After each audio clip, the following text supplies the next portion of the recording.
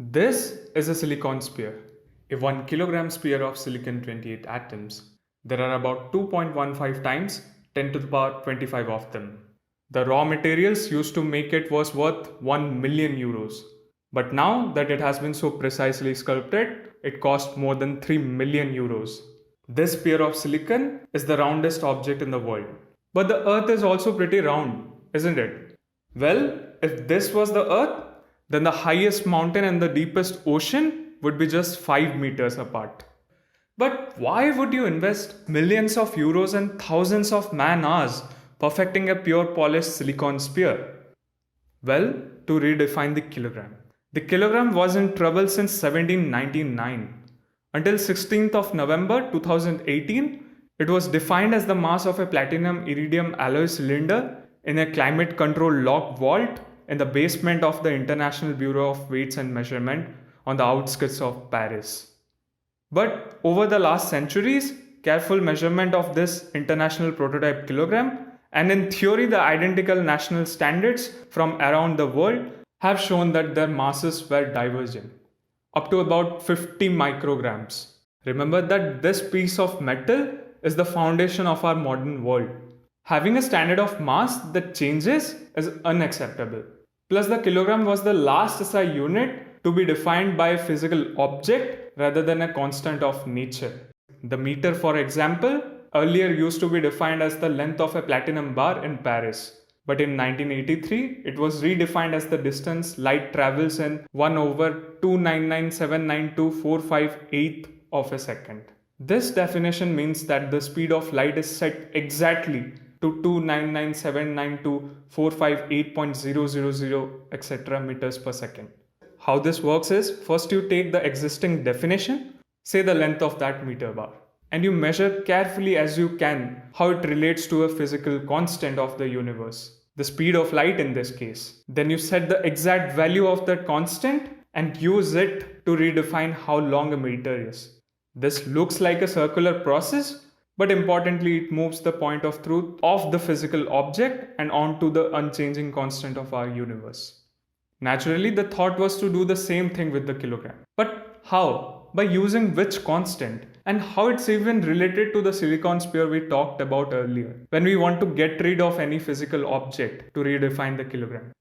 Well, there were many different strategies that were attempted, but two of them achieved greatest success. Number one, using a silicon sphere to determine and set Avogadro's number.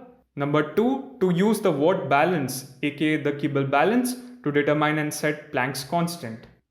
In 2011, the General Conference of Weights and Measure decided that the kilogram should be defined on the basis of Planck's constant. But that doesn't mean that the Avogadro approach was futile. In fact, these methods have been complementary to each other, as you can use the Avogadro number to determine the Planck's constant and vice versa.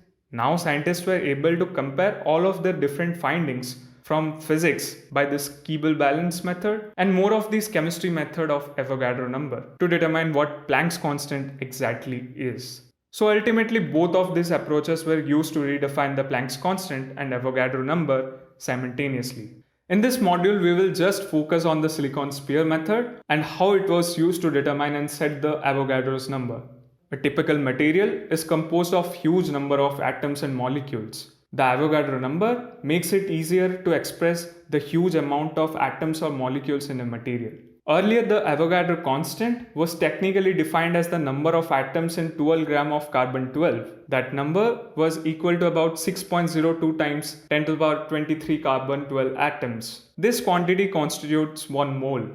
But the Avogadro's number was meant to be applied to any kind of atom or molecule or any other substance, whether it's a hydrogen molecule, a carbon atom, or a golf ball. A mole of any of these substance equals 6.02 times 10 to the power 23 of its constituents. Since the Avogadro's number definition was dependent on a substance mass, scientists reasoned that they could exploit this relationship by working backwards, from a well-defined Avogadro's number to the kilogram.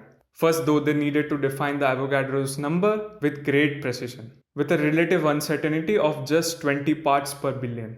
Beginning in the early 1990s, members of a worldwide collaboration called the International Avogadro Coordination (IAC) now known as the International Avogadro Project, had been working to describe this number with sufficient accuracy. Instead of a chunk of carbon-12, they used a uniform crystal of silicon, that too just one isotope of silicon, silicon-28, that describes why the raw material was so expensive and was carefully machined into a sphere with a mass of 1 kilogram.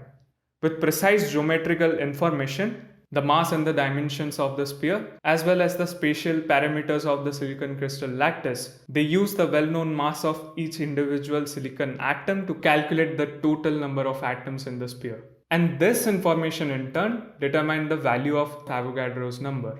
Let me explain. Earlier it was defined as the number of atoms in 12 gram of carbon-12.